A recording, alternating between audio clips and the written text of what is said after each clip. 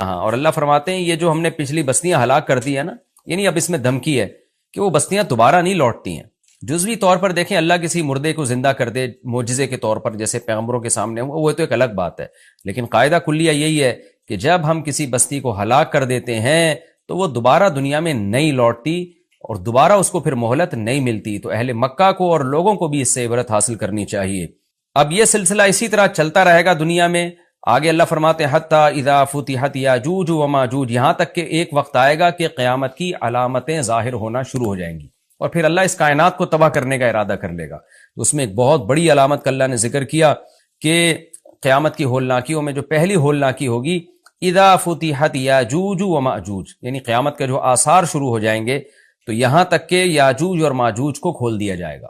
یعنی اس آیت میں اصل میں یہ طرز اختیار کیا گیا ہے کلام اللہ میں کہ لوگ دنیا میں مست ہیں، غفلت میں ہیں، پیغمبر جب دنیا میں آئے تو ان کو فالو کیا، بالآخر پھر پیغمبروں کی تعلیمات سے ہٹتے چلے گئے تو اللہ کہتے ہیں جیسے میں نے پہلے بستیوں کو ہلاک کیا ہے نا، تو میں اس زمین کو بھی تباہ و برباد کروں گا، پوری زمین کو ہلاک کر دوں گا میں۔ لیکن اس ہلاکت کے آثار شروع کہاں سے ہوں گے؟ اس کے آثار میں ایک بہت بڑی نشانی ہوگی یاجوج اور ماجوج کا نکلنا۔ وَهُم مِّن كُلِّ حَدَبٍ يَنْسِلُونَ، اور وہ ہر ٹیلے سے، ہر اونچی آڑ سے نکلنے کی کوشش کر رہے ہوں گے۔ یعنی آڑ کا ذکر اس لیے کیا کہ اکثر رکاوٹ آڑ ہی بنتی ہے، ورنہ میدانوں میں تو کھلے چلے جاتے ہیں، تو میدانوں میں تو وہ کھلے چلے آئیں گے، لیکن جہاں بھی آڑ ہوگی تو وہاں سے بھی تمہیں لگے گا کہ ایک بڑی تعداد میں ایک ہجوم ہے یاجوج اور ماجوج کا، جو انسانوں کو تباہ و برباد کرنے کے لیے ظاہر ہو رہے ہیں۔ اس پر یاجوج ماجوج کی جو تفصیلی بحث ہے وہ سورہ کہف میں بیان کر چکا ہوں، جس کا خلاصہ یہی ہے کہ یاجوج ماجوج ایک قوم ہے، انسان ہے۔ حضرت ذوالقرنین نے ایک آہنی دیوار بنا کے ان کو پہاڑوں کے پیچھے دھکیل دیا ہے۔ ان کی صحیح لوکیشن کا اللہ کے علاوہ کسی کو علم نہیں ہے، اور وہ قرب قیامت میں ظاہر ہوں گے، زمین میں بہت زیادہ فساد مچائیں گے۔ وَاقْتَرَبَ الْوَعْدُ الْحَقُّ، اللہ فرماتے ہیں اور حق وعدہ وہ قریب آ چکا، یعنی اس قیامت کے دن کی اللہ منظر کشی کر رہے ہیں، اس کو ہمارے سامنے رکھے ہیں کہ دیکھو وہ وعدہ قریب آ گیا تمہارے۔ فَإِذَا، کیونکہ یاجوج ماجوج جب ظاہر ہوں گے تو اس کے تو بہت قریبی، بہت ہی کچھ وقت کے بعد ہی قیامت قائم ہو جائے گی۔ فَإِذَا هِيَ شَاخِصَةٌ أَبْصَارُ الَّذِينَ كَفَرُوا، تو اچانک کافروں کی نگاہیں پھٹی کی پھٹی رہ جائیں گی، حیران ہو جائیں گے قیامت کی ہولناکی کو دیکھ کر، اور کہیں گے یا ویلنا قد كنا فی غفلۃ من هذا، ہائے ہماری بدبختی، ہم تو اس سے غفلت میں پڑے ہوئے تھے، ہم نے تو اس طرف کبھی سوچا ہی نہیں۔ آج دیکھ لینا انسان پیغمبروں کی تعلیمات کو تو ویلیو دے ہی نہیں رہا ہے، بس ترقی اور معاشی ترقی اور سائنسی ترقی اور ٹیکنالوجی اور حقوق ایک دوسرے کے اور جانوروں کے حقوق اور گدھے گھوڑوں کے حقوق، اسی پر پوری انسانیت گھوم رہی ہے۔ جس خدا نے پیدا کیا اس کو ڈکشنری سے نکال دیا۔ تو اللہ کہتے ہیں جب قیامت دیکھیں گے نا تو کہیں گے یا ویلنا، ہماری بدبختی، ہم تو اس سے غفلت میں پڑے ہوئے تھے، اس طرف تو ہم نے سوچا ہی نہیں، بل کننا ظالمین، بلکہ کہیں گے ہم تو ظالم تھے، یعنی ہمیں سوچنا چاہیے تھا پھر بھی ہم نے نہیں سوچا۔ انکم وما تعبدون من دون اللہ حصب جہنم، اب چونکہ مشرکین تو مشرک تھے، ان کے ذہن میں سب سے پہلے یہ خیال آتا تھا کہ ٹھیک ہے اگر قیامت قائم ہو گئی تو ہمارے بھگوان اور ہمارے بت ہمیں بچا لیں گے، ان کو اللہ نے الگ سے دھمکی دی ہے۔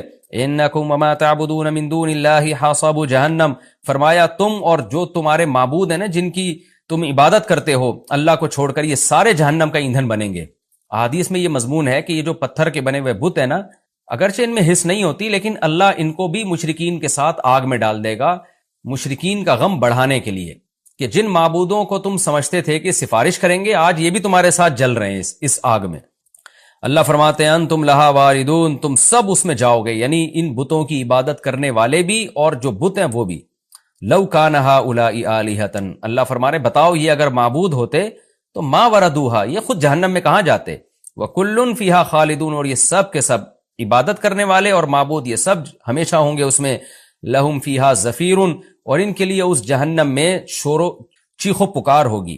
وہم فیہا لا یسمعون، اتنا شور ہوگا کہ یہ ایک دوسرے کی آواز نہیں سن پائیں گے۔ دیکھیں قرآن مختلف موقع کے مختلف درجات کو بیان کرتا ہے، حالات کو۔ قرآن ہی سے پتہ چلتا ہے کہ جہنمی ایک دوسرے سے بات بھی کریں گے، اور ظاہر ہے جب بات کریں گے تو سنیں گے بھی، تو اس سے یہی مراد ہے کہ جہنم میں جب ان کو عذاب ہو رہا ہوگا تو وہ عذاب میں تو چیخ و پکار میں کسی کی بات سنائی نہیں دے گی، لیکن ایک نوعیت کا عذاب پھر یہ بھی ہوگا کہ ایک دوسرے کی بات اللہ ایک دوسرے کو سنوائے گا تاکہ ایک دوسرے کو رسوا کریں، ایک دوسرے کو تانے دیں۔ تو یہ مختلف موقعوں کے مختلف عذاب ہے جن کا قرآن تذکرہ کرتا ہے۔ اللہ ہم سب کو اس آگ سے محفوظ رکھے۔ اور یہ جو اللہ نے کہا کہ ان سب وہاں چیخیں گے پکاریں گے، تو علماء نے لکھا ہے اس سے وہ ان کے پتھر کے بنے ہوئے بت مراد نہیں ہے، کیونکہ ظاہر ہے وہ تو بے جان ہے، وہ کیا پکاریں گے، وہ معبود جو زندہ ہوں گے، جن میں شعور ہوگا، کیونکہ دنیا میں ایسے بھی لوگ ہیں جنہوں نے اپنی عبادت خود کروائی ہے لوگوں سے، جیسے فرعون نے کہا تھا انا ربکم الاعلی، تو چیخو پکار ان معبودوں کی ہوگی جنہوں نے لوگوں کو اپنی عبادت پہ مجبور کیا یا اپنی عبادت کی ترغیب دی۔ ان الذین سبقت لهم من الحسنى، اب سوال پیدا ہوتا ہے اچھا جی عیسیٰ ابن مریم کی بھی تو عبادت ہوتی ہے، تو اللہ نے تو کہہ دیا کہ تم اور تمہارے جتنے جھوٹے معبود ہیں، جھوٹے خدا ہیں، سب کو جہنم میں ڈالوں گا، لیکن بہت سے بزرگان دین ہیں وہ ساری زندگی توحید کی دعوت دیتے رہے، لیکن مرنے کے بعد ان کی قبروں کو لوگوں نے عبادت گاہ بنا لیا، تو وہ بھی تو جھوٹے معبود تھے۔ تو عیسیٰ ابن مریم کی بھی عبادت ہوئی تو وہ بھی تو اللہ تو کہہ رہا ہے کہ سارے کے سارے جھوٹے معبود جہنم کا ایندھن بنیں گے۔ تو آگے اللہ نے فرمایا نا ان الذین سبقت لهم من الحسنى، ہاں وہ لوگ جن کے لیے ہماری طرف سے پہلے ہی ایک اچھا کلمہ لکھا جا چکا ہے، یعنی وہ پہلے ہی سے اچھے لوگ ہیں، ان کے لیے پہلے ہی جنت لکھی جا چکی ہے، اولئک عنہا مبعدون، یہ نیک لوگ اس سے دور ہوں گے، کیونکہ انہوں نے خود لوگوں کو اپنی عبادت پہ نہیں لگایا، لوگوں نے ان کے ساتھ زیادتی کی اور ان کو معبود بنا لیا۔ تو جو وہ لوگ جن کے بارے میں اچھی بات پہلے سبقت کر چکی ہے، اللہ فرماتے ہیں ان کو میں جہنم میں نہیں ڈالوں گا۔ لا يسمعون حسیسها، وہ تو جہنم کی آہٹ بھی نہیں سنیں گے۔ علماء نے لکھا ہے اس سے مراد ہے جنت میں جانے کے بعد، کیونکہ حساب و کتاب میں جہنم کے پل سے ہر ایک کو گزارا جائے گا، اس میں تمام پیغمبر، تمام شہداء، کیونکہ وہ تو سورہ مریم میں اللہ نے بتا دیا وَإِن مِّنكُمْ إِلَّا وَارِدُهَا، تم میں سے ہر شخص جہنم کے پل پہ سے گزرے گا، جس کو پل صراط کہا جاتا ہے، لیکن اللہ تعالیٰ جنت میں داخل کرنے کے بعد ان کو جہنم سے دور کر دیں گے اور جہنم کی آہٹ بھی ان کو سنائی نہیں دے گی۔ وَهُمْ فِي مَا اشْتَهَتْ أَنفُسُهُمْ خَالِدُونَ، اللہ فرماتے ہیں جو چاہے گا ان کا دل ان نعمتوں میں یہ ہمیشہ ہمیشہ رہیں گے۔ لا يحزنهم الفزع الاکبر، اور بڑی گھبراہٹ بھی ان کو غم میں نہیں ڈالے گی۔ بڑی گھبراہٹ وہ ہوگی جو نفحہ اولا، یعنی جب سور پھونکا جائے گا نا، لوگ قبروں سے نکلیں گے، اس وقت بہت زیادہ خوف کا غلبہ ہوگا لوگوں پہ، اور سب اس خوف میں مبتلا ہوں گے، حساب و کتاب کا جو خوف ہوگا۔ تو اللہ فرماتے ہیں یہ بڑی گھبراہٹ اور بڑی جو ایک نفخہ اولا ہے یہ بھی ان کو غمزدہ نہیں کرے گی، لیکن علماء نے لکھا ہے اس سے بھی یہ مراد ہے کہ مستقل طور پہ غمزدہ کرنا۔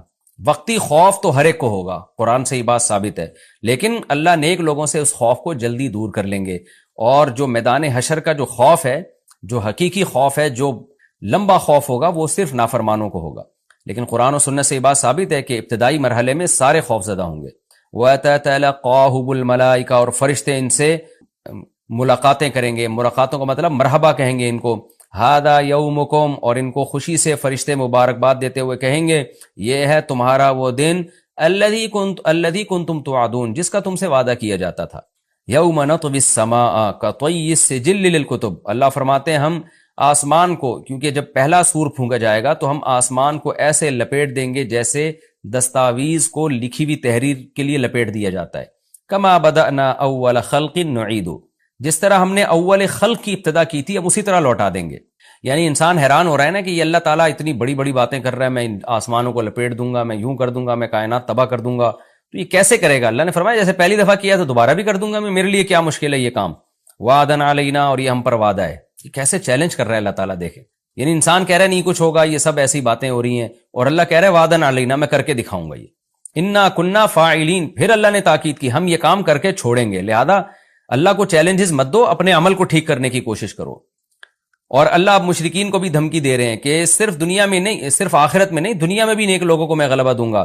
وَلَقَدْ كَتَبْنَا فِي الزَّبُورِ، ہم نے زبور میں یہ بات لکھ دی تھی، من بعد الذکر، نصیحت کے بعد، کہ ان الارض یرثها عبادی الصالحون، یعنی اللہ نے پہلے نصیحتیں دی، احکام بتائے، اور بتا دیا کہ میرے نیک بندے ہی زمین کے وارث ہوں گے۔ زبور کا تذکرہ شاید اس لیے کیا کہ داؤد علیہ السلام کو اللہ نے زبور دی، اسی میں اللہ نے بتا دیا، اور اللہ نے زبور میں یہ وعدہ جو کیا تھا پورا کر کے بھی دکھایا۔ داؤد اور سلیمان علیہ السلام کی خلافت اللہ نے پوری دنیا پہ قائم کر دی، تو اللہ فرماتے ہیں یہ بات ہم نے زبور میں لکھ دی تھی۔ اور یہ حدیث سے بھی مضمون ثابت ہے کہ جیسے مسلمانوں کا نشأۃ اولا ہوا، اللہ نے اسلامی خلافت کو دنیا میں قائم کیا، تو حضرت عیسیٰ ابن مریم کے دور میں اللہ دوبارہ کفر پہ اسلام کو غلبہ عطا فرمائے گا، اور یہ زمین کے وارث پھر اہل اسلام ہی بنیں گے۔ اور اگر ہم زمین سے مراد جنت کی زمین مراد لیتے ہیں پھر تو بالکل واضح بات ہے۔ آگے اللہ فرماتے ہیں ان فی ھذا لبلاغا لقوم عابدین، ہم نے جو مضمون بیان کیا اس میں جو لوگ اللہ کی عبادت اور غلامی کرتے ہیں ان کے لیے پیغام کا صاف صاف پہنچا دینا ہے. ان کو بات سمجھ میں آ گئی ہوگی. جو اللہ کو نہیں مانتے، اللہ کی عبادت پہ آنا ہی نہیں چاہتے، ان کو سمجھ میں بات نہیں آ سکتی. وما ارسلناک الا رحمۃ للعالمین، اور اے نبی ہم نے آپ کو تمام جہان والوں کے لیے رحمت بنا کے بھیجا ہے. کافر یہ سمجھتے ہیں کہ جب سے آئے ہیں ہمارے لیے ٹینشن بن گئے ہیں، ہم باپ دادا کے دین کو فالو کر رہے تھے، نہ کوئی جہنم کی بات تھی نہ کوئی اور باتیں تھیں. تو وہ اشکال کرتے، اللہ نے فرمایا کہ ہم نے رحمت بنا کے بھیجا ہے تاکہ لوگ آپ پر ایمان لائیں، جنت میں جائیں، اپنی زندگی کو بھی سدھاریں، آخرت کو بھی سدھاریں، اور ایک دوسرے کے حقوق ادا کریں، زمین میں امن پیدا ہو. تو آپ رحمت کا ذریعہ ہیں. یہ نہیں مان کے آپ کو زحمت سمجھ رہے ہیں تو یہ آپ کا قصور نہیں ہے، ان کا قصور ہے. تو اللہ نے انسانوں کو بھی بتا دیا کہ پیغمبر صلی اللہ علیہ وسلم تمہارے لیے رحمت ہے، ان کو زحمت مت سمجھو. اب چونکہ اس سورت کا مضمون ہی توحید ہے، اس لیے خلاصے کے طور پر اللہ اس مضمون کو دہراتے ہیں. قل انما یوحی الیہ، اے نبی اب آپ خلاصے کے طور پر ان کو یہ بات بتا دیجئے، چونکہ میری جو اصل دعوت ہے وہ کیا ہے، میری طرف وہی کی جاتی ہے، انما الہکم الہ واحد، کہ تمہارا معبود صرف ایک معبود ہے، اسی کی عبادت کرنی ہے. فہل انتم مسلمون، تو کیا تم فرما بردار بنو گے اب بھی اتنا کچھ سننے کے بعد بھی. فَإِن تَوَلَّوْا، اے نبی اگر یہ اب بھی آپ کی باتوں سے اعراض کریں، پیٹھ پھیریں، فَقُلْ آذَنْتُكُمْ عَلَىٰ سَوَاءٍ، تو کہہ دیجئے میں نے برابر طور پہ تمہیں بتا دیا. یہ برابر کا لفظ کا مطلب ہوتا ہے صاف طور پہ، یہ محاورہ ہے، یعنی اردو میں بھی ہم کہتے ہیں اس طرح کی بات. تو ہم اے نبی آپ کہہ دیجئے میں نے تمہیں صاف طور پر کھلے لفظوں میں اللہ کا پیغام سنا دیا ہے. وَإِنْ أَدْرِي، اب مجھے نہیں پتا، اقریب ام بعید ما توعدون، کہ جس عذاب کا اللہ نے تم سے وعدہ کیا ہے وہ قریب ہے یا دور. کیونکہ بار بار نا وہ ایک ہی بات پہ اٹکتے تھے کہ پھر جلدی عذاب کیوں نہیں آتا، جلدی عذاب کیوں نہیں آتا، ڈیٹ بتائیں عذاب کی. تو اے نبی کہہ دیجئے میں نے پیغام پہنچا دیا، اب مجھے نہیں پتا عذاب جلدی آئے گا کہ دیر سے آئے گا. وَإِنْ أَدْرِي لَعَلَّهُ إِنَّهُ يَعْلَمُ الْجَهْرَ مِنَ الْقَوْلِ، اللہ جانتا ہے جہر والی بات بھی، وَيَعْلَمُ مَا تَكْتُمُونَ، اور جو تم چھپاتے ہو وہ بھی اللہ جانتا ہے. کیا مطلب؟ اللہ کا علم کامل ہے، تو جس کا علم کامل ہے اس کو پتا ہے کہ قیامت کب آئے گی. میرا علم کامل نہیں ہے تو مجھ سے کیوں پوچھتے ہو، اور اللہ مجھے نہیں بتاتا کہ کب آئے گی. جتنا اللہ نے بتایا وہ میں نے تم تک پہنچا دیا.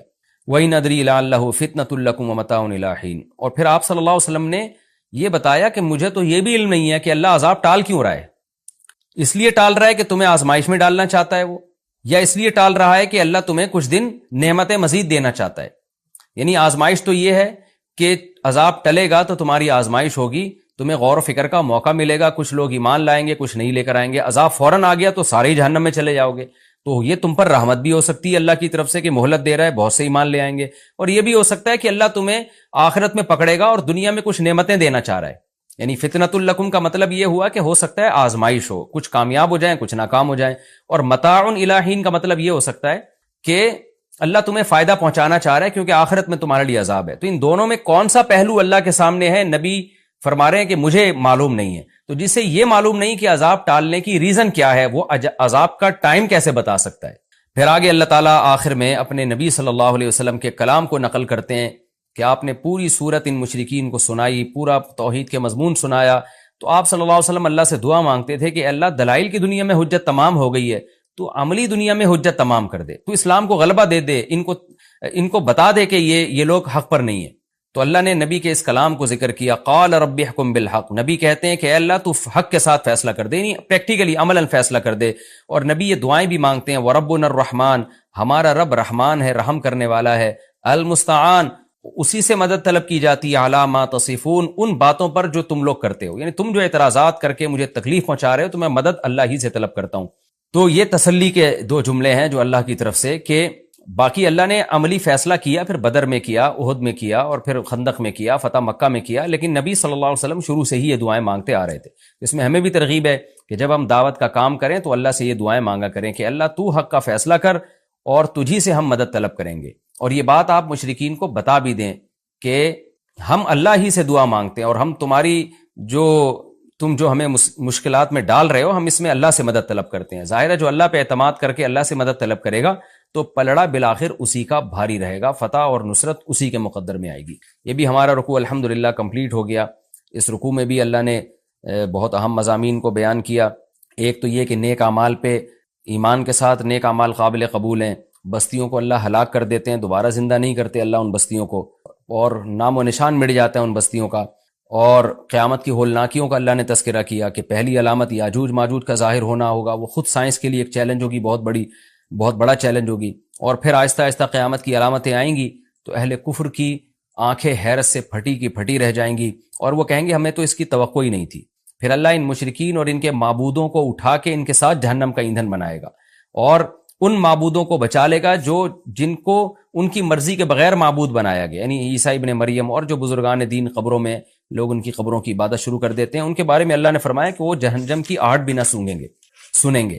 اور پھر اللہ تعالیٰ نے بتایا کہ ہم نے زبور میں یہ بات لکھی ہوئی ہے کہ نیک لوگ ہی میری زمین کے وارث بنیں گے، لہذا کفر اس خوش فہمی میں نہ رہے کہ ہم اسلام پہ غالب آ جائیں گے، بالآخر اللہ اہل اسلام کو غلبہ دے گا۔ اور اس میں ایک اہم ترین آیت یہ بھی ہے کہ اللہ نے پیغمبر صلی اللہ علیہ وسلم کو رحمت للعالمین بنایا ہے۔ کاش یہ بات آج کافر کی سمجھ میں آ جائے کہ اسلام آپ کے لیے رحمت ہے، عذاب نہیں ہے۔ لوگ اکثر یوٹیوب پہ میں نے دیکھا کمنٹس کر رہے ہوتے ہیں غیر مسلم کہ ہم اسلام سے بچے ہوئے ہیں، عیش کی زندگی میں ہیں۔ بھائی آپ اسلام میں آؤ گے تو آپ کو خوشیوں والی زندگی ملے گی، کیونکہ اللہ نے محمد صلی اللہ علیہ وسلم کو جہان والوں کے لیے عذاب نہیں بنایا بلکہ جہان والوں کے لیے رحمت بنایا ہے۔ اور آخر میں برات ہے کہ پھر بھی نہیں مانتے تو اے نبی آپ ان سے کہہ دیجئے کہ میں نے پیغام بھی پہنچا دیا ہے اور میں دعا بھی اللہ سے مانگتا ہوں، اور میں یہ تو بتا سکتا ہوں رمضان میں زوجہ کے قریب جانے سے صحابہ کو منع کیا تھا۔ بڑا دلچسپ واقعہ ہے، رمضان کی راتوں میں بھی زوجہ کے قریب جانے سے منع کیا تھا۔ ایک صحابی تھے، وہ رات میں کہیں چلے گئے، اب بڑے پریشان ہوئے، رسول اللہ صلی اللہ علیہ وسلم کے پاس آئے، عرض کیا یا رسول اللہ مجھ سے غلطی ہوئی، رمضان کی رات میں نے اپنی زوجہ کے قریب چلا۔ آپ نے فرمایا کیوں؟ وہ بڑا دلچسپ واقعہ ہے، بظاہر تھوڑا حیا کے خلاف بھی ہے لیکن اتنا بھی نہیں ہے۔ وہ کہہ رہے میری زوجہ کہیں پانی بھرنے کے لیے جا رہی تھی، ان کی پنڈلی کھلی تو میری نظر بیوی کی پنڈلی پر پڑی اور میں بس پاگل ہو گیا بیوی کے عشق میں۔ میں یہ اس لیے بیان کر رہا ہوں کہ جو لوگ نظر کی حفاظت کرتے ہیں وہ بیوی کے عشق میں پاگل ہوتے ہیں۔ جو دن رات انٹرنیٹ پر پنڈلیاں دیکھتے رہتے ہیں انہیں بیوی کی پنڈلی بھی کیا شکل بھی اچھی نہیں لگتی ان کو۔ بد نظری کا یہ عذاب ہے، وبال ہے کہ جو اللہ نے گھر میں آپ کے لیے بٹھائی ہے وہ آپ کو اچھی نہیں لگے گی۔ تو نظر کی حفاظت کیا کرو، اس سے آپ کو اپنی بیوی سے عشق ہوگا، محبت ہوگی۔ بات آ رہی ہے سمجھ میں؟ تو اب دیکھو کیسا روزے کی حالت ہے، رمضان میں پابندی ہے، اسلام میں حکم تھا جو رمضان میں بیوی سے اس طریقے کا 60 روزے لگاتار رکھنے پڑیں گے، کتنا بڑا جرم، لیکن صحابی سے برداشت نہیں ہوا، صرف زوجہ کے پاؤں پہ نظر پڑی ہے۔ تو وہ کیسے بیوی سے محبت کرتے ہوں گے اور وہ بیوی کے بغیر رہ سکتے ہوں گے؟ اور آج لوگوں کے فون آتے ہیں، ہماری بیگم جس میگے جاتی ہے اتنی خوشی ایسا اچھا سا فیل ہوتا ہے، ایسا عجیب سا محسوس ہو رہا ہوتا ہے جیسے آزاد ہو گئے۔ تو میں کہتا ہوں ظاہر ہے اب تمہیں موقع مل گیا کنڈی لگانے کا، ٹھیک ہے نا، اور یہ آنکھ مٹکے کرنے کا، تو خوش تو ہوگے۔ تو یہ بھی ایک عذاب ہے جو لبرل لوگ نے جس عذاب میں ڈالا ہوا ہے نا، اس میں عورت کے حقوق نہیں ہے، عورت کے حقوق نظر کی حفاظت میں اور عورت کے پردہ کرنے میں۔ جب مرد باہر نکلے گا سب پردے میں ہوں گی تو آئے گا کس کے پاس؟ بیگم کے پاس ہی آئے گا۔ تو اتنے منہ کالا کرنے کے راستے کھول دیے ہیں تو ظاہر ہے پھر کامیاب ازدواجی زندگی نہیں ہوتی۔ تو نبی کے پاس آئے، عرض کیا یا رسول اللہ میں برداشت نہیں کر پایا، تو آپ مسکرا دیے۔ تو وہ نبی کے پاس گئے، یا رسول اللہ ایسے ہوا، مجھ سے غلطی ہو گئی۔ تو آپ نے فرمایا کیوں؟ فرمایا ایسا ہو گیا تھا۔ تو آپ صلی اللہ علیہ وسلم نے فرمایا 60 روزے رکھو لگاتار۔ انہوں نے فرمایا ایک کی طاقت نہیں ہے، اس میں یہ ہو گیا 60 وہ کیسے رکھوں گا، نہیں ہے طاقت 60۔ آپ نے فرمایا ٹھیک ہے پھر 60 غریبوں کو 2 ٹائم کا کھانا کھلاؤ۔ فرمایا اس کی بھی طاقت، بولو بھائی نہیں۔ اتنے میں ایک صحابی لائے کوئی چیز صدقہ کرنے کے لیے، تو آپ نے فرمایا چلو اصل حکم تو یہی ہے کہ 60 روزے یا پھر 60 غریبوں کو کھانا، وہ نہیں تو چلو فی الحال ان کو تنبیہ کے لیے کچھ ان سے صدقہ کروا لیتا ہوں۔ فرمایا چلو یہ فلاں خیرات کی ایک چیز لے کر آئے ہیں، تم یہ لے کے غریبوں میں بانٹ دو۔ انہوں نے فرمایا مجھ سے زیادہ غریب پورے مدینہ میں بھائی کوئی بھی نہیں۔ آپ صلی اللہ علیہ وسلم مسکرانے لگے، فرمایا جاؤ کھاؤ اور بچوں کو کھلاؤ۔ اور بھائی غلطی بھی ہوئی اور گھر میں راشن بھی آ گیا۔ تو اس کے بعد قرآن کی آیت نازل ہوئی کہ احل لکم لیلۃ الصیام الرفث الی نسائکم ہن لباس لکم وانتم لباس لہن علم اللہ انکم کنتم تختانون انفسکم فتاب علیکم وعفى عنکم فالآن باشروہن وابتغوا ما کتب اللہ لکم۔ فرمایا اللہ کو پتا ہے کہ تم اس حکم پر عمل نہیں کر سکتے، لہذا رمضان کی راتوں میں تمہیں اپنی بیوی کے پاس جانے کی اجازت ہے، لہذا ان کے پاس جایا کرو اور اس اولاد کو تلاش کرو جو اللہ نے تمہارے مقدر میں لکھ دی ہے۔ قرآن جہاں بھی بیوی سے ریلیشن قائم کرنے کی بات کرتا ہے اولاد کا ذکر لازمی کرتا ہے، یعنی تلاش کرو اس اولاد کو جو اللہ نے تمہارے لیے لکھ دی ہے۔ ما کتب اللہ لکم، ما کتب اللہ علیکم نہیں ہے، علا کا مطلب تمہارے خلاف، لکم کا مطلب تمہارے فائدے کے لیے۔ لام عربی میں نفع کے لیے آتا ہے، علا عربی میں ضرر اور نقصان کے لیے آتا ہے۔ فرمایا یہ نہیں کہ اس اولاد کو تلاش کرو جو بطور پینلٹی کے اللہ نے تمہارے متھے لگا دی ہے، جو اللہ نے تمہارے فائدے کے لیے لکھ دی ہے۔ اس سے پتہ چلتا ہے اسلام اولاد کی کثرت پہ کس قدر حریص ہے. بات آ رہی ہے اور بھی اس بارے میں آیتیں ہیں قرآن مجید کی، مگر میں اب زیادہ تفصیل میں نہیں جاؤں گا. کچھ آیتیں رہ گئی ہیں، کچھ احادیث رہ گئی ہیں، تو وہ انشاءاللہ پھر اگلے اللہ نے میاں بیوی کو ایک دوسرے کا لباس قرار دیا ہے. یہ ایک بڑی زبردست ایک پہچان ہے زوجین کی، میاں بیوی کی. لباس اس لیے کہ لباس کا کام ہوتا ہے آپ کے ان اعضاء کو چھپانا جو آپ کے لیے ضروری تو ہیں لیکن آپ دنیا کے سامنے اس کو دکھانا نہیں چاہتے ہیں، وہ آپ کی بے عزتی کا ذریعہ بنتے ہیں. تو اللہ تعالیٰ نے مرد میں بھی سیکشول ڈیزائرز رکھی ہیں، عورت میں بھی سیکشول ڈیزائرز رکھی ہیں، اور یہ ڈیزائرز انسان کی فطرت ہیں. لیکن فطرت کے باوجود کوئی بھی ان چیزوں کو نمایاں نہیں کرنا چاہتا. یعنی جیسے آپ نے جانور دیکھے ہوں گے، وہ کھلے عام اپنی اس خواہش کو پورا کر رہے ہوتے ہیں. تو مرد اور عورت میں اللہ نے یہ خواہش تو رکھی ہے، مگر وہ کوئی بھی یہ نہیں چاہتا شریف آدمی کہ میں اپنی اس خواہش کو اس طرح سے پورا کروں کہ لوگوں کو پتہ چل رہا ہو. اس میں انسان کی بے عزتی ہے، رسوا ہو جاتا ہے. تو اندرون خانہ ہی میاں بیوی ایک دوسرے کی اس خواہش کو پورا کرنے کا ذریعہ بنتے ہیں، اور وہ ایک دوسرے کے ایک ایسی خواہش کو جو ایک عیب سمجھی جاتی ہے دنیا کی نگاہوں میں، اس عیب کو اندرون خانہ پورا کر کے اس کے چھپا دیتے ہیں ان عیبوں کو. اگر وہ میاں بیوی ایک دوسرے کے لیے لباس نہ بنے اور ایک دوسرے کے اس عیب پہ پردہ نہ ڈالیں، یعنی ایک دوسرے کی خواہش کی تکمیل کا ذریعہ نہ بنے، تو اس بات کا امکان ہوتا ہے کہ یہ دونوں مرد بھی اور عورت بھی کسی اور طریقے سے اپنی خواہش پوری کر کے دنیا کے سامنے ذلیل اور رسوا ہو جائیں.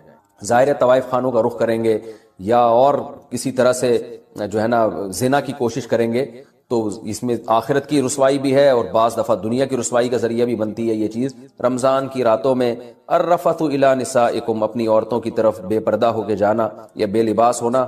ہن لباس لکم، وہ عورتیں یعنی تمہاری بیویاں تمہارا لباس ہیں، وانتم لباس لہن، اور تم ان کا لباس ہو. جب اسلام میں روزے فرض ہوئے تو حکم یہ تھا کہ افطاری کرنے کے بعد، جب آپ غروب آفتاب کے بعد افطاری کرتے ہیں نا، تو افطاری کرنے کے بعد جب تک آپ دوبارہ سو نہیں جاتے اس وقت تک آپ کو کھانے پینے کی اجازت ہے. اس وقت تک آپ کو کھانے پینے کی اجازت ہے. ایک بات، جیسے ہی آپ کی آنکھ لگ گئی دوبارہ اٹھے تو بس اب کھانا پینا آپ پر دوبارہ کیا ہو گیا؟ حرام ہو گیا، یعنی روزہ آپ کا شروع ہو گیا. ایک حکم تو یہ تھا.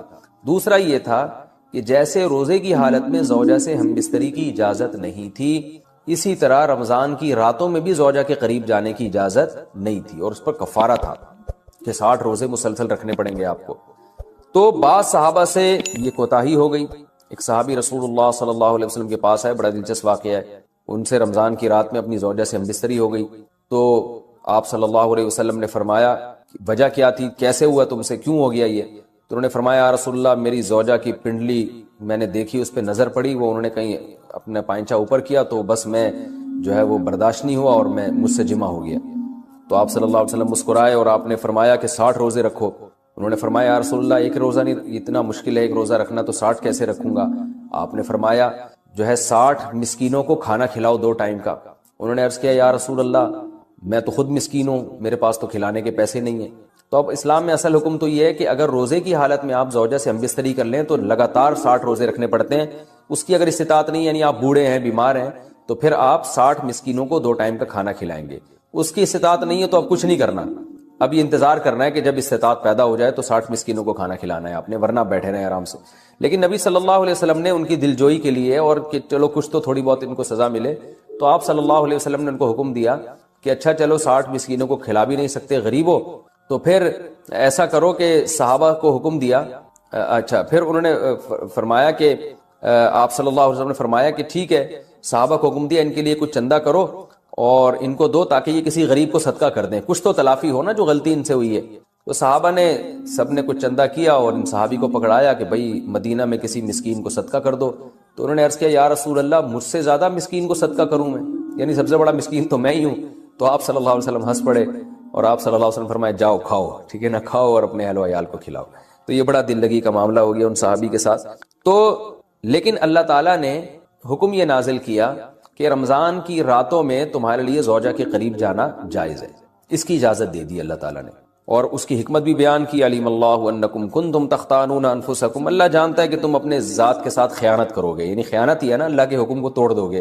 یہ حکم بہت مشکل ہے، اللہ کو پہلے سے پتہ ہے کہ تم نہیں اس کو فالو کر سکتے، لہذا ہم نے تمہیں چھوٹ دے دی ہے. تو یہ آیت یعنی اس سیاق و سباق میں نازل ہوئی. تو اللہ نے فرمایا احل لکم، حلال کر دیا گیا ہے تمہارے لیے رمضان کی راتوں میں الرفث الی نسائکم، اپنی عورتوں کی طرف بے پردہ ہو کے جانا یا بے لباس ہونا، ہن لباس لکم، وہ عورتیں یعنی تمہاری بیویاں تمہارا لباس ہیں، وانتم لباس لہن، اور تم ان کا لباس ہو۔ اللہ نے میاں بیوی کو ایک دوسرے کا لباس قرار دیا ہے، یہ ایک بڑی زبردست ایک پہچان ہے زوجین کی، میاں بیوی کی۔ لباس اس لیے کہ لباس کا کام ہوتا ہے آپ کے ان اعضاء کو چھپانا جو آپ کے لیے ضروری تو ہیں لیکن آپ دنیا کے سامنے اس کو دکھانا نہیں چاہتے ہیں، وہ آپ کی بے عزتی کا ذریعہ بنتے ہیں۔ تو اللہ تعالیٰ نے مرد میں بھی سیکشول ڈیزائرز رکھی ہیں، عورت میں بھی سیکشول ڈیزائرز رکھی ہیں، اور یہ ڈیزائرز انسان کی فطرت ہیں، لیکن فطرت کے باوجود کوئی بھی ان چیزوں کو نمایاں نہیں کرنا چاہتا۔ یعنی جیسے آپ نے جانور دیکھے ہوں گے، وہ کھلے عام اپنی اس خواہش کو پورا کر رہے ہوتے ہیں، تو مرد اور عورت میں اللہ نے یہ خواہش تو رکھی ہے، مگر وہ کوئی بھی یہ نہیں چاہتا شریف آدمی کہ میں اپنی اس خواہش کو اس طرح سے پورا کروں کہ لوگوں کو پتہ چل رہا ہو، اس میں انسان کی بے عزتی ہے، رسوا ہو جاتا ہے۔ تو اندرون خانہ ہی میاں بیوی ایک دوسرے کی اس خواہش کو پورا کرنے کا ذریعہ بنتے ہیں، اور وہ ایک دوسرے کے ایک ایسی خواہش کو جو ایک عیب سمجھی جاتی ہے دنیا کی نگاہوں میں، اس عیب کو اندرون خانہ پورا کر کے اس کے چھپا دیتے ہیں ان عیبوں کو۔ اگر وہ میاں بیوی ایک دوسرے کے لیے لباس نہ بنے اور ایک دوسرے کے اس عیب پہ پردہ نہ ڈالیں، یعنی ایک دوسرے کی خواہش کی تکمیل کا ذریعہ نہ بنے، تو اس بات کا امکان ہوتا ہے کہ یہ دونوں مرد بھی اور عورت بھی کسی اور طریقے سے اپنی خواہش پوری کر کے دنیا کے سامنے ذلیل اور رسوا ہو جائیں۔ ظاہر طوائف خانوں کا رخ کریں گے یا اور کسی طرح سے جو ہے نا زنا کی کوشش کریں گے، تو اس میں آخرت کی رسوائی بھی ہے اور بعض دفعہ دنیا کی رسوائی کا ذریعہ بھی بنتی ہے یہ چیز۔ تو میاں بیوی اندرون خانہ ہی بند کمرے میں ایک دوسرے کی اس خواہش کو پورا کر کے ایک دوسرے کی خواہش پہ پردہ ڈال دیتے ہیں، بالکل جیسے لباس آپ کے جو جسم کے پوشیدہ اعضاء ہیں ان کو چھپا دیتا ہے۔ تو دو کام کرتا ہے لباس، ایک تو یہ کہ آپ کے جسم کے جو پوشیدہ اعضاء ہیں ان کو چھپا بھی دے گا، اور دوسرا لباس زینت کا کام بھی کرتا ہے، جب آپ لباس پہن کے باہر نکلتے ہیں تو اور اچھے بھی لگتے ہیں۔ تو اللہ تعالیٰ نے ایسا ایک انتظام کیا، میاں بیوی کو ایک دوسرے کے لیے ایسا بنایا کہ ایک دوسرے کی خواہش کو اندرون خانہ ہی یہ پورا بھی کر دیتے ہیں اور زینت کا ذریعہ بھی بنتے ہیں۔ جب میاں بیوی باہر نکلتے ہیں تو لوگ تعارف کروا رہے ہوتے ہیں نا کہ شادی شدہ آدمی ہے، پارکوں میں لکھا ہوتا ہے فیملی کے بغیر الاؤ نہیں، ان کو پتا ہے جو فیملی کے بغیر ہوتا ہے وہ قابل عزت نہیں ہوتا، فیملی والا آدمی قابل عزت ہوتا ہے۔ تو وہ زینت کا ذریعہ بھی بنتے ہیں کہ بھائی شادی شدہ آدمی ہے، بال بچوں دار آدمی ہے، بال بچوں والا آدمی ہے، تو زینت اس لحاظ سے بھی کہ لوگوں کو اس سے خطرہ بھی کم ہوتا ہے، وہ ایسی اوباش لڑکوں جیسی حرکتیں بھی یعنی حرکتیں بھی نہیں کرتا، اور زنا سے بھی بچ جاتا ہے وہ، تو اس لحاظ سے بھی لوگوں کو اس سے خطرہ نہیں ہوتا۔ تو ہر لحاظ سے ایک دوسرے کی زینت کا ذریعہ بنتے ہیں اور ایک دوسرے کی عیبوں پہ پردہ ڈالنے کا ذریعہ بنتے ہیں۔ تو یہ ایک اللہ تعالیٰ نے پہچان کروائی ہے، اور اس میں اللہ نے عورت کا ذکر پہلے کیا، مرد کا بعد میں کیا، اس میں کیا حکمتیں ہیں، یہ ایک لمبا ٹاپک ہے، میں بیانات میں ذکر کر چکا ہوں، پھر تفسیر میں اس طرح کی باتیں ہوں گی تو بہت لمبی تفسیر ہو جائے گی۔ آگے اللہ نے فرمایا علیم اللہ انکم کنتم تختانون انفسکم، اللہ کو پتا ہے تم اپنے نفس کے ساتھ خیانت کرو گے۔ خیانت کا مطلب جب اللہ کے حکم کو توڑو گے تو اپنے ساتھ ہی خیانت ہے نا یہ، تو اللہ کو پتا ہے کہ تم اس حکم کو فالو نہیں کر سکتے، یعنی رمضان کی راتوں میں بھی ہم پابندی لگا دیں تو پورا مہینہ زوجہ سے دور رہنا تمہارے لیے بڑا مشکل ہو جائے گا، اس لیے اللہ نے حکم دے دیا فتاب علیکم، اللہ تم پر متوجہ ہوا، وعفا عنکم، اور جو کوتاہی تم میں سے ہو چکی ہے، ان صحابی سے کوتاہی ہوئی تھی اللہ نے معاف کر دی، فالآنا، پس اب تمہیں اجازت ہے، باشروہن، ان سے تم ہم بستری کر سکتے ہو، یعنی رمضان کی راتوں میں، وابتغوا ما كتب اللہ لکم، اور وہ اولاد تلاش کرو، وہ چیز تلاش کرو جو اللہ نے لکھ دی ہے تمہارے لیے، یعنی اس سے مراد ہے اولاد۔ تو اب یعنی زوجہ کے قریب اس نیت سے جاؤ کہ تمہیں اولاد ملے۔ تو یہاں بھی کچھ باتیں، پہلی سوال یہ پیدا ہوتا ہے کہ جب اللہ نے اس حکم کو منسوخ ہی کرنا تھا، اللہ تعالیٰ نے رمضان کی راتوں میں زوجہ سے ہم بستری کی اجازت دینی ہی تھی، تو پھر پہلے پابندی کیوں لگائی جب منسوخ ہی کرنا تھا؟ تو مشرکین یہ اعتراضات کیا کرتے تھے کہ قرآن ایک بات پہ معاذ اللہ قائم کیوں نہیں رہتا، منسوخ کیوں کر دیتا ہے؟ اس کا مطلب ہے کہ یہ اللہ کا حکم نہیں ہے بلکہ یہ تو نبی نے اپنی طرف سے بنایا ہوا ہے، کیونکہ نبی جو ہے نا وہ حکم چینج کرتے رہتے ہیں۔ تو یاد رکھیں ایسا نہیں ہے، قرآن جب کسی حکم کو منسوخ کرتا ہے تو قرآن میں پہلے گزر چکا نا، ما ننسخ من آیت او ننسیها ناتی بخیر منها او مثلها۔ بعض دفعہ حکمتیں ہوتی ہیں، اللہ کے علم میں تو یہ ہوتا ہے کہ میں نے اس حکم کو چینج کرنا ہے، لیکن اللہ تعالیٰ پہلے ایک حکم نازل کرتے ہیں یہ بتانے کے لیے کہ ہماری اصل منشا تو یہ تھی کہ یہ حکم نازل ہو، لیکن پریکٹیکلی کروایا گیا کہ تم کمزور ہو، تو اور کمزوری کی وجہ سے تم اس حکم کو فالو نہیں کر سکتے، تو اللہ کتنا غفور الرحیم ہے، اپنے اصل قانون کو چینج کر رہا ہے۔ تو اگر شروع ہی سے یہ حکم نازل ہوتا نا کہ رمضان کی رات میں زوجہ کے قریب جانے کی اجازت ہے، تو یہ جو اللہ کی ایک رحمت اپنے بندوں کے اوپر ہے، یہ رحمت نمایاں نہ ہوتی کہ اللہ اپنے بندوں، اللہ کی یعنی اللہ تعالیٰ نے بھی حکام میں لچک رکھی ہے، اور اپنے بندوں کے مزاج کی اور اپنے بندوں کے جو ہے وہ طبیعت کی اور ان کی طاقت اور قوت کو دیکھ کر اللہ نے حکام بنائے. اس کی مثال ایسے ہے جیسے 28ویں پارے میں آتا ہے کہ اللہ تعالیٰ نے صحابہ کرام کو حکم دیا تھا کہ جب نبی کے پاس جاؤ بات چیت کرنے کے لیے، آپ سے سرگوشی کرنے کے لیے، تو پہلے صدقہ کیا کرو.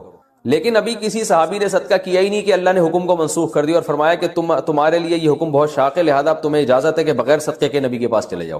تو وہاں بھی علماء نے حکمت بیان کرتے ہیں کہ اللہ تعالیٰ اگر شروع سے یہ حکم دے دیتا نا کہ بغیر صدقے کے چلے جاؤ، تو وہ جو اللہ تعالیٰ کی اپنے بندوں کے ساتھ ایک لطافت والا معاملہ ہے، رحمت والا معاملہ ہے، وہ ظاہر نہ ہوتا. تو یہاں بھی ایسا ہی ہے، اللہ نے فرمایا کہ ہمیں پتہ ہے کہ تم نہیں حکم کو فالو کر سکتے، ہم نے حکم تو دیا ہے، تم دیکھو